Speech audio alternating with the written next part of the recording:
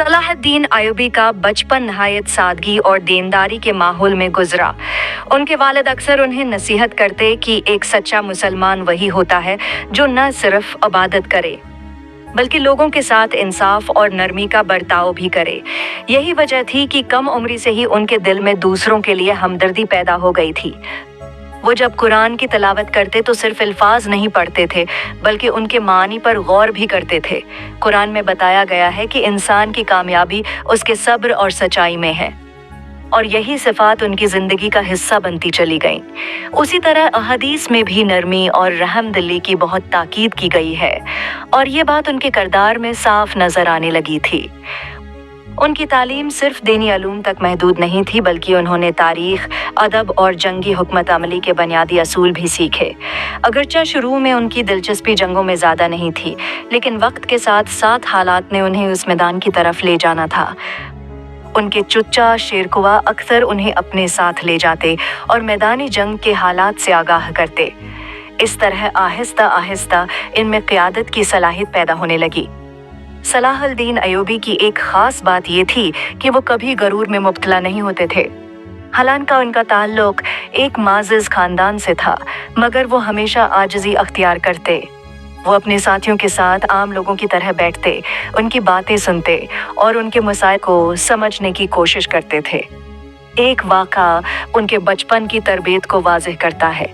एक दिन उन्होंने देखा कि एक कमज़ोर शख्स के साथ नाइंसाफ़ी हो रही है। हालांकि वो खुद अभी बच्चे थे, मगर उन्होंने फ़ौरन उसके हक़ में आवाज़ उठाई।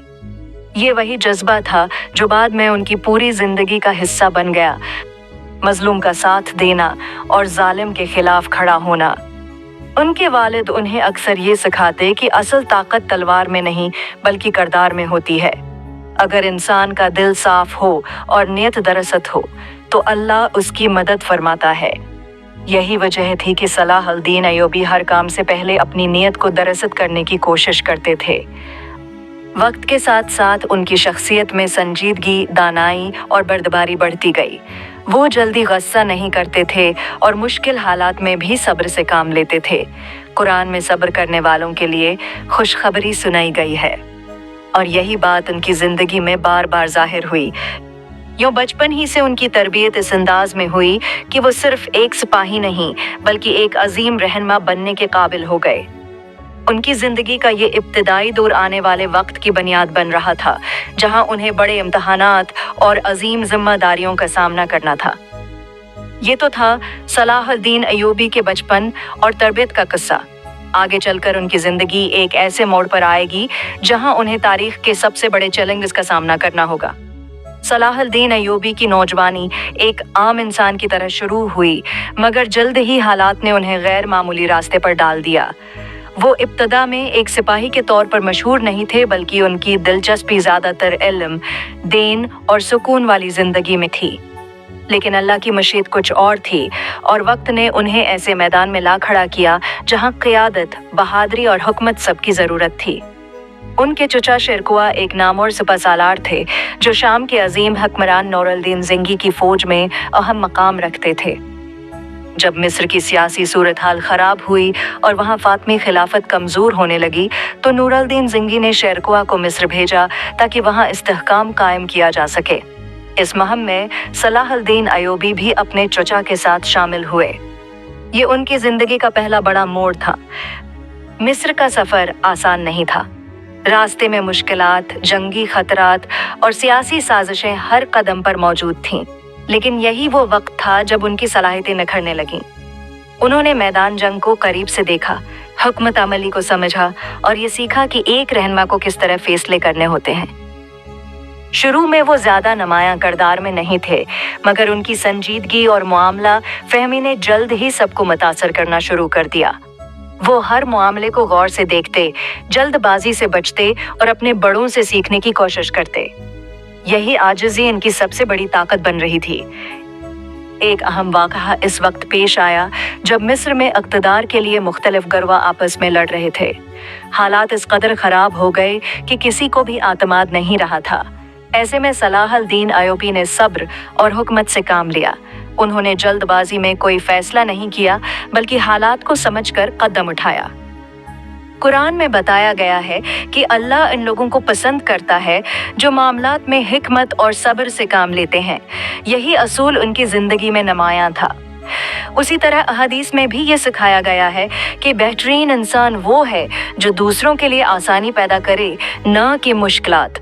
सलाहुद्दीन अय्यूबी की कोशिश हमेशा यही होती थी कि खून खराबा कम से कम हो और अमन कायम हो। कुछ ही अरसे बाद एक बड़ा वाक़या पेश आया।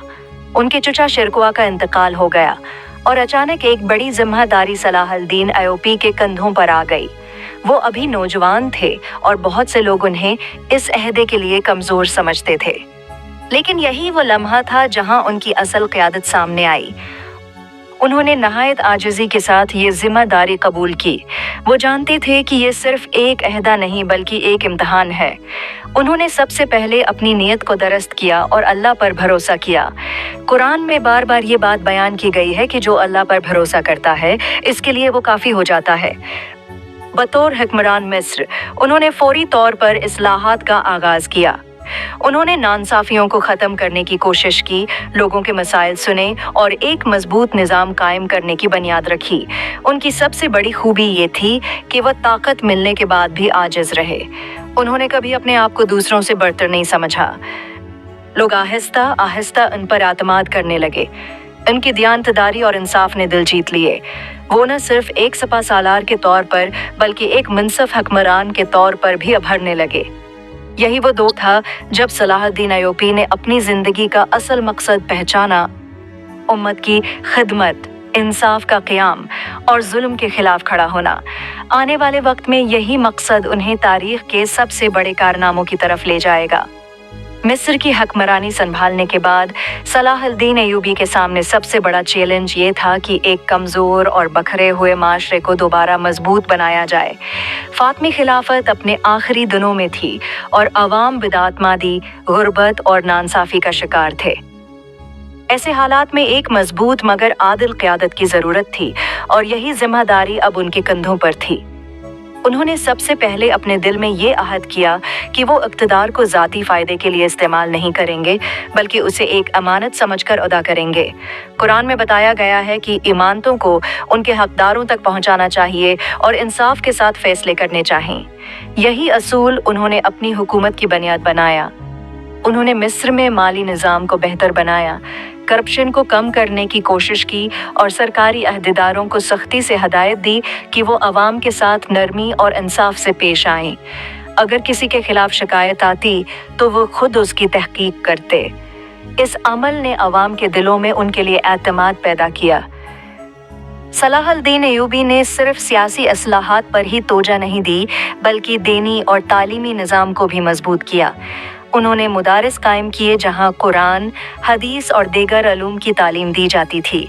इनका मकसद ये था कि एक ऐसा माशरा बनाया जाए जो न सिर्फ ताकतवर हो बल्कि अखलाकी तौर पर भी मजबूत हो। हदीस में इल्म हासिल करने की बहुत फजीलत बयान की गई है और यही सोच उनके इक़दामात में नज़र आती थी।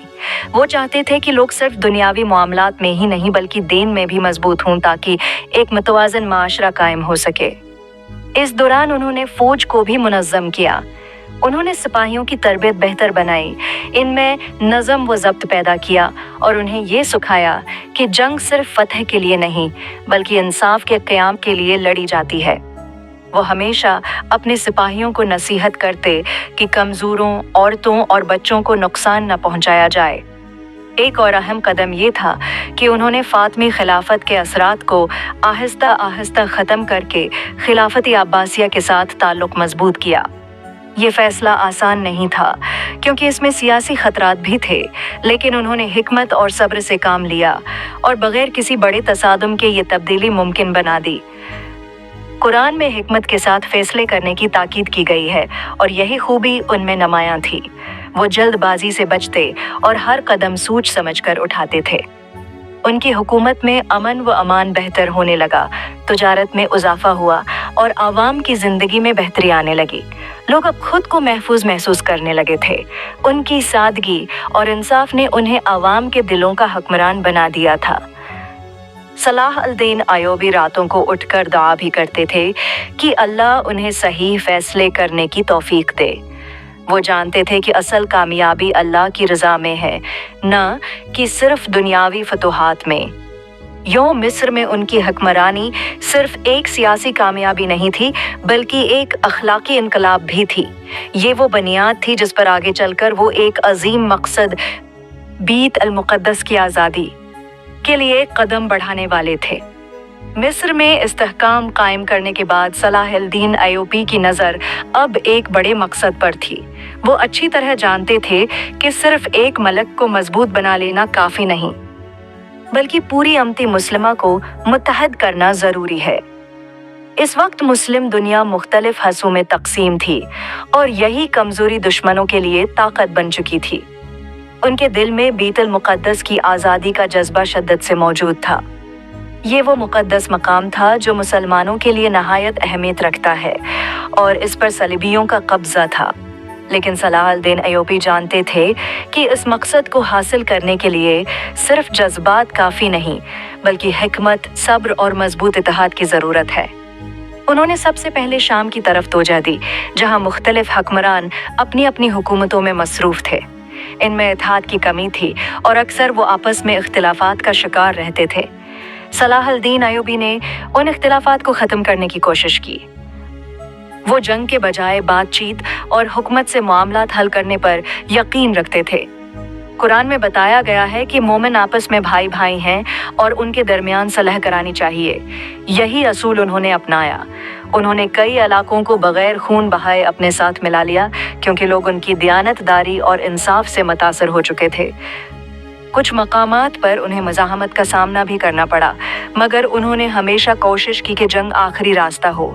अगर कहीं लड़ाई हुई भी तो उन्होंने हद से तजावुज़ नहीं किया। हदीस में भी ये सिखाया गया है कि जुल्म से बचो और हद से आगे न बढ़ो, और यही बात उनके किरदार में नुमायां थी।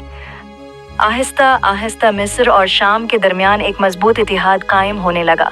ये इत्तेहाद सिर्फ सियासी नहीं था, बल्कि दीनी और अखलाकी बुनियादों पर भी कायम था।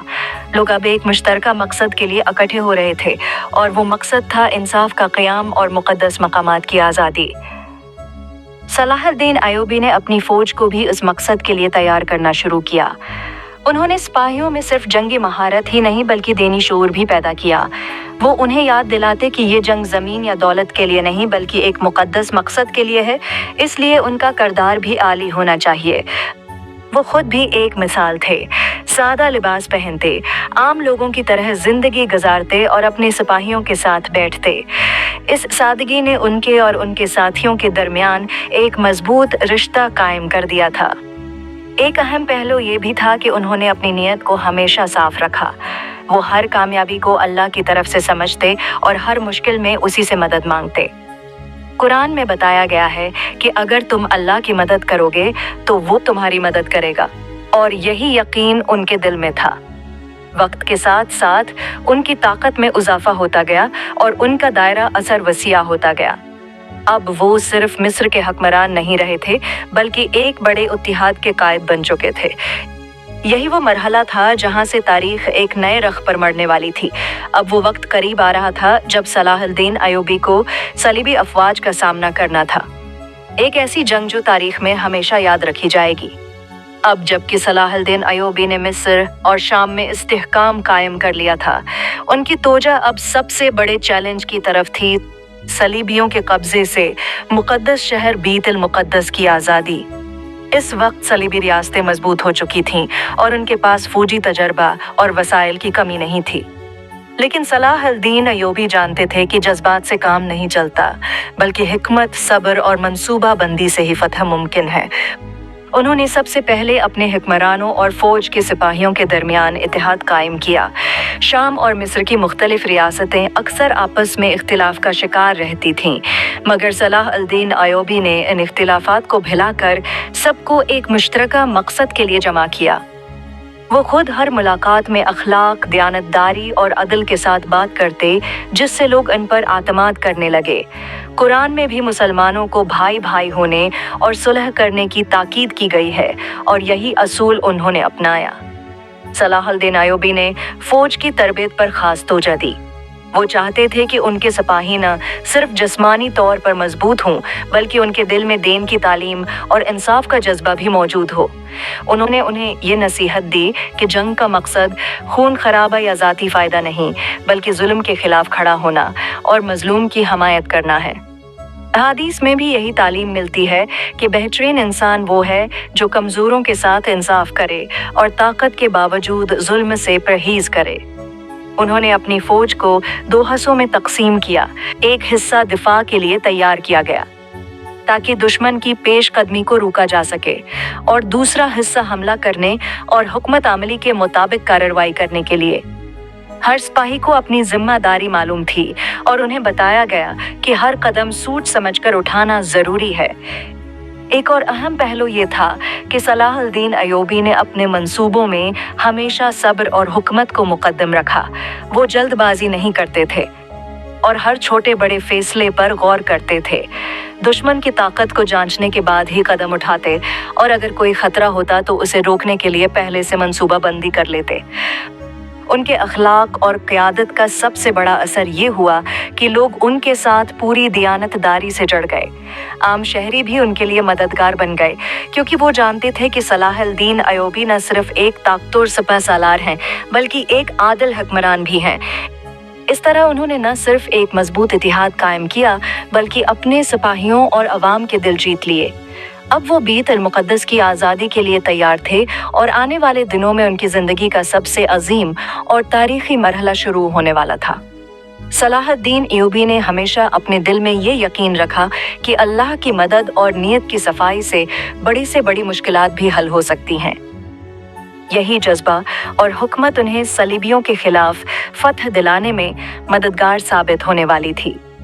जब सलाहुद्दीन अय्यूबी ने मिस्र और शाम में इस्तेहकाम कायम कर लिया और एक मजबूत इत्तेहाद बनाया, तो उनकी नज़र अब बीत अल मुक़द्दस की आज़ादी पर मरकूज थी। सलीबी रियासतें मजबूत थीं और उनके पास तजर्बाकार सिपाही मौजूद थे, लेकिन सलाहुद्दीन अय्यूबी जानते थे कि जज्बात और शजाअत के साथ साथ हुकमत और मंसूबा बंदी भी लाजमी है। उन्होंने सबसे पहले दुश्मन की फौजी ताकत का जायजा लिया। हर फौजी यूनिट, हथियार और सिपाही की महारत का बगौर मुताला किया गया। इनके नज़दीक फतह का राज सिर्फ शमशीर या ताकत में नहीं, बल्कि सही मंसूबा बंदी और वक्त पर फैसला करने में छिपा था। कुरान में भी मुसलमानों को ये सिखाया गया है कि किसी भी मुश्किल में सब्र और हुकमत के साथ काम लिया जाए। उनकी फौज को कई माह तरबियत दी गई। हर सिपाही को न सिर्फ जंगी महारतें सिखाई गईं, बल्कि उनमें नज़म, अखलाक और सब्र की तरबियत भी दी गई। उन्हें ये समझाया गया कि जंग का मकसद सिर्फ दुश्मन को मारना नहीं, बल्कि इंसाफ और मजलूम की हिफाजत है। हदीस में भी बताया गया है कि बेहतरीन इंसान वो है जो ताकतवर होकर भी जुल्म से बचता है। सलाहुद्दीन अय्यूबी ने अपनी फौज को मुख्तलिफ यूनिटों में तकसीम किया ताकि हर ग्रुप अपनी जगह पर मजबूत दिफा और मुअस्सर हमला कर सके। उन्होंने हर सिपाही को उसके किरदार और सलाहियत के मुताबिक जिम्मेदारी सौंपी। इससे फौज में इतिहाद और आतमाद पैदा हुआ और हर सिपाही जानता था कि वो किस तरह अपने कायद के मंसूबे का हिस्सा है। एक अहम हिकमत अमली ये थी कि दुश्मन के मजबूत कलाओं और गढ़ों को पहले धीरे धीरे कमज़ोर किया जाए, बजाय उसके कि एक बड़ी और ख़तरनाक जंग का आगाज़ किया जाए। सलाहुद्दीन अय्यूबी ने छोटे छोटे हमले और चालाकी से दुश्मन की फ़ौज को थकाया, उनके वसाइल को महदूद किया और ख़ुद की फ़ौज की हिफाजत की। इस हिकमत अमली ने उन्हें बड़े नुकसान से बचाया और दुश्मन की ताकत को आहिस्ता आहिस्ता कमज़ोर किया। उनकी सबसे बड़ी ताकत उनकी क़यादत और शख्सियत थी। वो खुद मैदान जंग में जाकर अपने सिपाहियों का हौसला बढ़ाते, लेकिन कभी भी गैर ज़रूरी खूनरेज़ी या जुल्म की इजाज़त नहीं देते थे। उनकी आजिज़ी, सब्र और हुकमत ने न सिर्फ फ़ौज के सिपाहियों को मुतासिर किया, बल्कि आम लोगों का एतमाद भी जीत लिया। यही हुकमत और मंसूबा बंदी उन्हें मुस्तक़बल की अजीम फ़तह की तरफ ले गई। उनके नज़दीक फ़तह का मतलब सिर्फ ज़मीन हासिल करना नहीं, बल्कि लोगों के दिल जीतना और इंसाफ कायम करना भी था। यही जज्बा और हुकमत बाद में बीत अल मुक़द्दस की फ़तह में कलीदी किरदार अदा करने वाली थी। सलाहुद्दीन अय्यूबी की पहली बड़ी जंग ने उन्हें ये सबक दिया कि फतह सिर्फ ताकत के बल पर नहीं बल्कि हकमत, इतिहाद और अखलाकी असूलों के साथ हासिल की जाती है। ये सबक उनकी ज़िंदगी का सबसे बड़ा स्टोन बन गया और आने वाले दिनों में उनकी अजीम कामयाबियों की बुनियाद रख गया। बलाखिर वो लम्हा आ गया जिसका इंतज़ार सदियों से किया जा रहा था, बैत अल मुक़द्दस की आज़ादी का वक्त। सलाहुद्दीन अय्यूबी ने न सिर्फ मिस्र और शाम में इस्तेहकाम कायम किया था बल्कि एक मजबूत इतिहाद भी बना लिया था जो सलीबियों के खिलाफ काफ़ी था।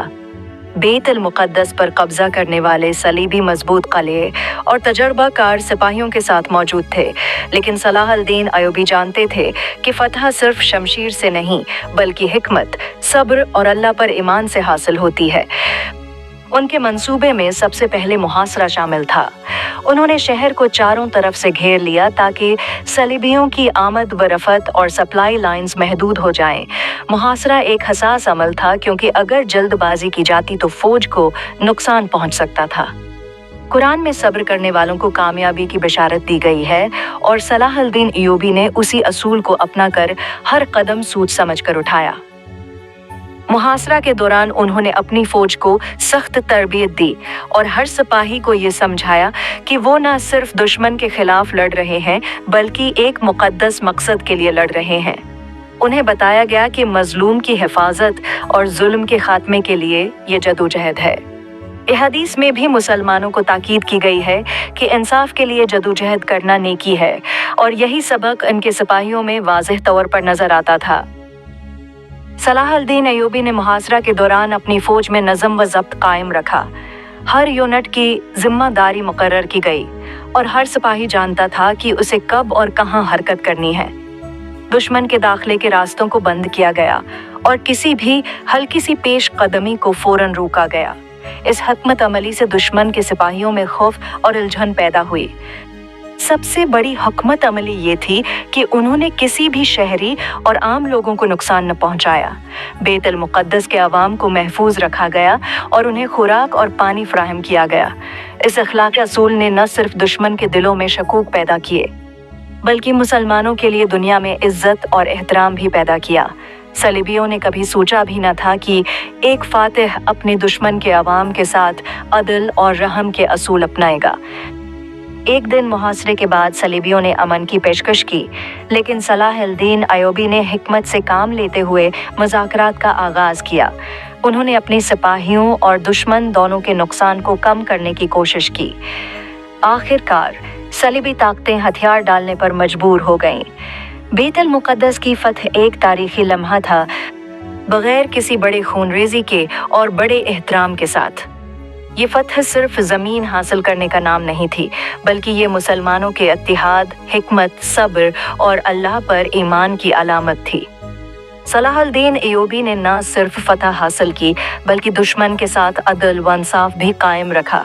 उन्होंने कभी इंतकाम या जुल्म नहीं किया और ये बात कुरान और हदीस के असूलों के ऐन मुताबिक थी। बैत अल मुक़द्दस की आज़ादी ने पूरे आलम इस्लाम में एक नया जोश और हौसला पैदा किया।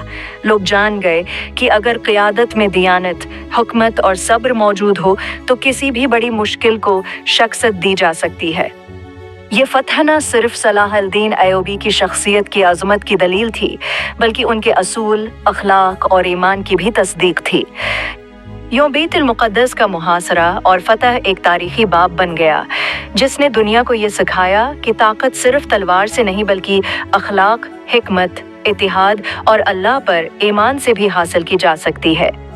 बैत अल मुक़द्दस की फतह के बाद सलाहुद्दीन अय्यूबी की शख्सियत और उनके आमाल ने पूरी दुनिया में एक मिसाल कायम की। ये महज फौजी फतह नहीं थी बल्कि इंसानियत, अदल और अखलाक की फतह भी थी। इस हिस्से में हम उनके चंद अहम वाक़यात और इंसानी पहलुओं को बयान करेंगे जो उनकी अज़मत को उजागर करते हैं। सबसे पहले फतह के फ़ौरन बाद सलीबी फ़ौज और आम शहरियों के साथ उनके रवैये ने सबको हैरान कर दिया। दुश्मन ने सोचा था कि फतह के बाद इंतकाम, कत्ल, वगारत और लौट मार होगी, लेकिन सलाहुद्दीन अय्यूबी ने सबके लिए रहम और अदल को तरजीह दी। उन्होंने हथियार डालने वाले सलीबियों को तहफ़्फ़ुज़ फ़राहम किया, उनकी जान व माल के तहफ़्फ़ुज़ के इंतज़ामात किए और उन्हें बुला मुआवज़ा छोड़ दिया। यहाँ कुरान के असूल वाज़ेह थे कि जुल्म से बचो और इंसाफ कायम करो। ایک اور مشہور واقعہ یہ ہے کہ بیت المقدس کے شہر میں داخل ہوتے وقت انہوں نے سب سے پہلے عبادت گاہوں کا احترام کیا۔ نہ صرف مساجد بلکہ چرچوں اور مقدس مقامات کی حفاظت کا حکم دیا۔ انہوں نے کہا کہ یہ مقامات انسانیت کی علامت ہیں اور ان کا تقدس برقرار رہنا چاہیے۔ اس رویے نے نہ صرف مسلمانوں بلکہ غیر مسلموں کے دلوں میں بھی ان کے لیے احترام پیدا کیا۔ فتح کے بعد انہوں نے عوام کی فلاح و بہبود پر بھی توجہ دی۔ بیت المقدس میں پانی، خوراک اور طبی سہولیات کی فراہمی کے انتظامات کیے گئے۔ غریب اور محتاج لوگوں کی مدد کے لیے مالی وسائل مختص کیے گئے اور ان کے لیے انصاف کا نظام قائم کیا گیا۔ یہ ایک حقیقت ہے کہ صلاح الدین ایوبی کی قیادت صرف جنگ تک محدود نہیں تھی بلکہ ایک عظیم انسانی خدمت بھی تھی۔ ایک اور نمایاں واقعہ ان کی سادگی اور عاجزی کا ہے۔ فتح کے بعد بھی وہ شاہانہ عیش و آرام میں نہیں گئے۔ وہ سادہ لباس میں رہتے، عام لوگوں کے درمیان بیٹھتے اور ان کے مسائل سنتے۔ یہ رویہ نہ صرف ان کے سپاہیوں بلکہ عام عوام کے دل جیتنے کا سبب بنا۔ ان کی شہرت صرف طاقت یا فتح کے لیے نہیں بلکہ ان کے اخلاق اور انسانی رویے کے لیے بھی تھی۔ ایک واقعہ میں ایک غیر مسلم حکمران نے ان کے شجاعت اور انصاف کے بارے میں سنا اور ان سے ملاقات کی۔ ملاقات کے دوران صلاح الدین ایوبی نے نہ صرف اس کا احترام کیا بلکہ اسے نصیحت کی کہ قیادت کا اصل مقصد عوام کی خدمت اور انصاف ہے، نہ کہ ذاتی مفاد۔ یہ دور ثابت کرتا ہے کہ صلاح الدین ایوبی کی عظمت صرف فوجی حکمت میں نہیں بلکہ ان کے انسانی رویے، انصاف پسندی اور دیانت داری میں بھی تھی۔ انہوں نے دکھایا کہ ایک عظیم فاتح وہ ہے جو فتح کے بعد بھی اپنے اصولوں پر قائم رہے، رحمدلی دکھائے اور دشمن کے ساتھ بھی عدل کرے۔ بیت المقدس کی فتح کے بعد کے یہ واقعات ایک سبق ہیں کہ قیادت صرف طاقت نہیں بلکہ حکمت، صبر، اخلاق اور اللہ پر ایمان کے ساتھ ہونی چاہیے۔ یہی وجہ ہے کہ آج بھی صلاح الدین ایوبی کی شخصیت کو دنیا بھر میں احترام اور محبت کے ساتھ یاد کیا جاتا ہے۔ یہ حصہ ان کے انسانی پہلو اور فتح کے بعد کے اہم واقعات کا خلاصہ تھا جو ان کے کردار کی گہرائی اور عظمت کو نمایاں کرتا ہے۔ بیت المقدس کی فتح اور متعدد کامیابیوں کے بعد صلاح الدین ایوبی کی زندگی کا آخری مرحلہ انسانیت، صبر اور حکمت کی ایک روشن مثال بن گیا۔ اس دوران انہوں نے نہ صرف اپنی فوج اور ریاست کو مضبوط کیا بلکہ آئندہ آنے والی نسلوں کے لیے اصول اور وراثت بھی قائم کی۔ فتح کے بعد کے سالوں میں صلاح الدین ایوبی نے شام، مصر اور دیگر مسلم علاقوں میں امن قائم کرنے کی کوششیں تیز کر دیں۔ انہوں نے مختلف حکمرانوں اور قبائل کے درمیان اختلافات ختم کرنے کے لیے کئی مذاکرات کیے۔ ایک مشہور واقعہ یہ ہے کہ شام کے ایک حکمران نے ان کے خلاف سازش کی، مگر صلاح الدین ایوبی نے جلد بازی یا انتقام کے بجائے صبر اور حکمت سے معاملہ حل کیا۔ انہوں نے اس حکمران کو بلا نقصان مذاکرات کی میز پر بٹھایا اور مسئلہ حل کیا۔ یہ واقعہ ان کی شجاعت اور عدل پسندی کا زندہ ثبوت ہے۔ اس دوران ان کی شہرت نہ صرف مسلمانوں بلکہ غیر مسلم حکمرانوں کے درمیان بھی پھیل گئی۔ صلیبیوں کے ایک رہنما نے ان کے بارے میں کہا کہ وہ دنیا کے سب سے بڑے حکمران نہیں بلکہ سب سے بڑے انسان ہیں، کیونکہ وہ دشمن کے ساتھ بھی عدل اور احترام کا برتاؤ کرتے ہیں۔ اسی حوالے سے ایک اور واقعہ یادگار ہے۔ ایک غیر مسلم قیدی کے خاندان نے اپنے پیاروں کی حفاظت کے لیے ان سے مدد مانگی۔ صلاح الدین ایوبی نے نہ صرف قیدی کی جان بخشی کی بلکہ خاندان کو مکمل تحفظ فراہم کیا۔ ان کے آخری سالوں میں صحت آہستہ آہستہ کمزور ہونے لگی، مگر ان کی مصروفیات کم نہیں ہوئیں۔ وہ روزانہ عوام کے مسائل سنتے، قضاوت کرتے اور ریاست کے انتظامات کی نگرانی کرتے۔ ایک واقعہ یہ بھی مشہور ہے کہ وہ اپنے بستر پر لیٹے ہوئے بھی دربار میں آنے والے لوگوں کے مسائل سنتے اور فوری حل تلاش کرنے کی کوشش کرتے۔ ان کی زندگی کے آخری لمحے بھی ان کی عاجزی اور اللہ پر ایمان کی عکاسی کرتے ہیں۔ ان کے وصال سے کچھ دن پہلے انہوں نے اپنے سپاہیوں اور اہل خانہ کو نصیحت کی کہ طاقت کا اصل مقصد خدمت، انصاف اور عدل قائم کرنا ہے۔ انہوں نے کہا کہ کسی بھی کامیابی کی حقیقی قدر صرف اللہ کی رضا میں ہے، نہ کہ دنیاوی شہرت میں۔ قرآن اور احادیث کے اصولوں کے مطابق وہ اپنی زندگی کے آخری دنوں تک اخلاق اور عبادت کے ساتھ مصروف رہے۔ صلاح الدین ایوبی کی وفات کے بعد ان کی جگہ ان کے بیٹے اور اہل خانہ نے لی۔ مگر ان کی شخصیت اور اصول تاریخ کے صفحات میں ہمیشہ زندہ رہے۔ ایک دلچسپ واقعہ یہ ہے کہ ان کے بعد آنے والے حکمران بھی ان کی اخلاقی اور فوجی حکمت سے متاثر ہو کر انہیں اپنا نمونہ مانتے تھے۔ لوگ آج بھی ان کے فیصلے، رحم دلی، انصاف پسندی اور صبر کو یاد کرتے ہیں۔ ان کی وراثت صرف فوجی فتوحات یا ریاستی کامیابیاں نہیں تھیں، بلکہ ایک عظیم اخلاقی سبق بھی تھی۔ انہوں نے دکھایا کہ ایک حقیقی رہنما وہ ہے جو فتح کے بعد بھی عاجز رہے، مظلوم کی مدد کرے اور دشمن کے ساتھ بھی عدل اور احترام سے پیش آئے۔ بیت المقدس کی فتح، فوج کی تربیت، عوام کے حقوق کی حفاظت اور دشمن کے ساتھ انصاف کے یہ واقعات ان کی عظمت کی مثال ہیں۔ یوں صلاح الدین ایوبی کی زندگی کا آخری باب نہ صرف ان کی فتوحات کی داستان ہے، بلکہ ایک رہنما کے حقیقی اصول، انسانی رویے اور اللہ پر ایمان کی روشن مثال بھی ہے۔ آج بھی مسلمان اور غیر مسلمان دونوں ان کے کردار اور اصول سے سبق حاصل کرتے ہیں۔ صلاح الدین ایوبی کی زندگی ایک روشن مثال ہے کہ کس طرح ایک انسان نہ صرف فوجی اور حکمران کے طور پر عظیم بن سکتا ہے، بلکہ اخلاق، انصاف اور اللہ پر ایمان کے ساتھ بھی عظمت حاصل کر سکتا ہے۔ ان کی پوری زندگی صبر، حکمت، رحم دلی اور عدل کی مثال رہی۔ سب سے پہلے ان کی شخصیت کے بنیادی پہلوؤں پر نظر ڈالیں۔ وہ ایک نہایت عاجز، رحم دل اور صبر کرنے والے رہنما تھے۔ انہوں نے کبھی اپنی طاقت اور فتح کو ذاتی مفاد کے لیے استعمال نہیں کیا۔ قرآن میں واضح طور پر بتایا گیا ہے کہ انسان کی اصل کامیابی اس کے کردار اور عمل سے آتی ہے، اور یہی اصول صلاح الدین ایوبی نے اپنی زندگی میں اپنایا۔ یہ حدیث میں بھی قیادت میں انصاف اور انسانیت کی اہمیت بیان کی گئی ہے، جو ان کے ہر عمل میں نمایاں تھی۔ ان کی سب سے بڑی کامیابی اتحاد اور حکمت عملی میں تھی۔ مصر اور شام میں استحکام قائم کرنا، مختلف قبائل اور حکمرانوں کے درمیان اختلافات ختم کرنا، اور بیت المقدس کی آزادی کے لیے فوجی اور سیاسی حکمت کے ساتھ منصوبہ بندی کرنا اس کی مثال ہیں۔ انہوں نے اپنی فوج کو صرف طاقتور نہیں، بلکہ اخلاقی اور ذہنی طور پر بھی مضبوط بنایا۔ انہیں بتایا گیا کہ جنگ کا مقصد صرف دشمن کو شکست دینا نہیں، بلکہ مظلوم کی حفاظت اور عدل قائم کرنا بھی ہے۔ بیت المقدس کی فتح ان کی زندگی کا سب سے اہم اور تاریخی واقعہ ہے۔ انہوں نے نہ صرف دشمن کے ساتھ عدل و احترام کے ساتھ پیش آئے، بلکہ عام شہریوں اور غیر مسلموں کی جان و مال کی حفاظت بھی کی۔ ایک مشہور واقعہ میں وہ بیت المقدس میں داخل ہوئے اور سب سے پہلے عبادت گاہوں اور مقدس مقامات کی حفاظت کو یقینی بنایا۔ اس رویے نے دنیا کو یہ دکھایا کہ حقیقی فتح صرف زمین حاصل کرنے سے نہیں، بلکہ انسانی دل جیتنے اور اصولوں پر قائم رہنے سے حاصل ہوتی ہے۔ صلاح الدین ایوبی کی شخصیت کا ایک اور اہم پہلو ان کی عاجزی اور سادگی تھی۔ فتح کے بعد بھی وہ شاہانہ عیش و آرام میں نہیں گئے، بلکہ سادہ لباس میں رہتے، عوام کے مسائل سنتے اور اپنی عدالت میں سب کو بلا تفریق انصاف دیتے۔ ان کی یہ صفات آج بھی قیادت کے لیے مشعل راہ ہیں۔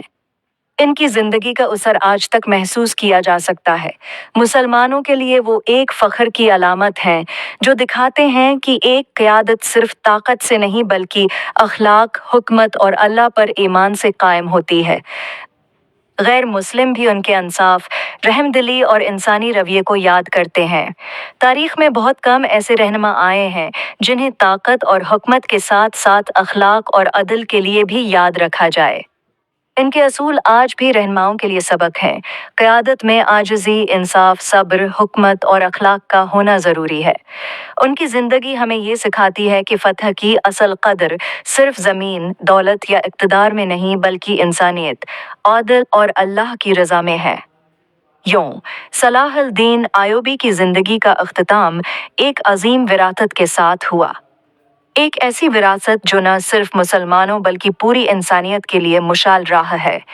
ان کی کہانی یہ ثابت کرتی ہے کہ حقیقی عظمت نہ صرف طاقت میں بلکہ کردار، عمل اور اللہ پر ایمان میں ہوتی ہے۔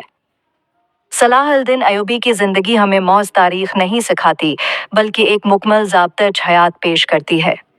ان کی شخصیت میں وہ تمام خوبیاں موجود تھیں جو ایک عظیم انسان اور رہنما میں ہونی چاہئیں۔ ان کی زندگی سے ہمیں کئی اہم اخلاقی اسباق ملتے ہیں جو آج بھی اتنے ہی اہم ہیں جتنے اس زمانے میں تھے۔ انہوں نے ہمیشہ انصاف کو ترجیح دی، چاہے معاملہ اپنے لوگوں کا ہو یا دشمن کا۔ हमें सीखना चाहिए कि ताकत या अख्तियार मिलने के बाद भी इंसाफ का दामन नहीं छोड़ना चाहिए। कुरान में भी इंसाफ को बहुत अहमियत दी गई है और यही उनकी कामयाबी की बुनियाद था। बैतुल मुक़द्दस की फतह के बाद उन्होंने अपने दुश्मनों के साथ भी नरमी और रहम का बर्ताव किया। ये हमें सिखाता है कि असल ताकत बदला लेने में नहीं बल्कि माफ़ करने में है। हदीस में भी बार बार नरमी और माफ़ी की तलकीन की गई है और यही उनके किरदार में नुमायां था। उन्होंने कभी जल्दबाजी नहीं की बल्कि हर फैसला सोच समझ कर किया। मुश्किलात और चैलेंजेस के बावजूद उन्होंने सब्र का दामन थामे रखा। ये हमें सिखाता है कि कामयाबी फौरी नहीं मिलती बल्कि सब्र, मेहनत और दरस्त हुकमत आमली से हासिल होती है। उन्होंने मुख्तलिफ मुस्लिम रियासतों को एक मकसद के लिए मुत्तहद किया। आज के दौर में भी हमें इख्तिलाफात को भुलाकर एक दूसरे के साथ मिलकर चलने की ज़रूरत है। कुरान में भी मुसलमानों को एक उम्मत बनने की तलकीन की गई है। पांचवा सबक आजिज़ी, ह्यूमिलिटी, असुहज़ली है। इतनी बड़ी फतूहात के बावजूद वो हमेशा आजिज़ रहे, सादा जिंदगी गुजारी और खुद को अवाम से अलग नहीं किया। यह हमें सिखाता है कि कामयाबी के बाद गरूर नहीं बल्कि आजिज़ी अख्तियार करनी चाहिए। आखिर में उनकी जिंदगी हमें यह सिखाती है कि असल कामयाबी अल्लाह की रज़ा में है। दुनियावी ताकत, दौलत और शहरत वक्ती चीज़ें हैं, लेकिन अच्छा किरदार, इंसाफ और इंसानियत हमेशा बाकी रहते हैं। यूं सलाहुद्दीन अय्यूबी की जिंदगी एक मुकम्मल सबक है। एक ऐसा सबक जो हमें बेहतर इंसान, बेहतर मुसलमान और बेहतर रहनुमा बनने की तरफ रहनुमाई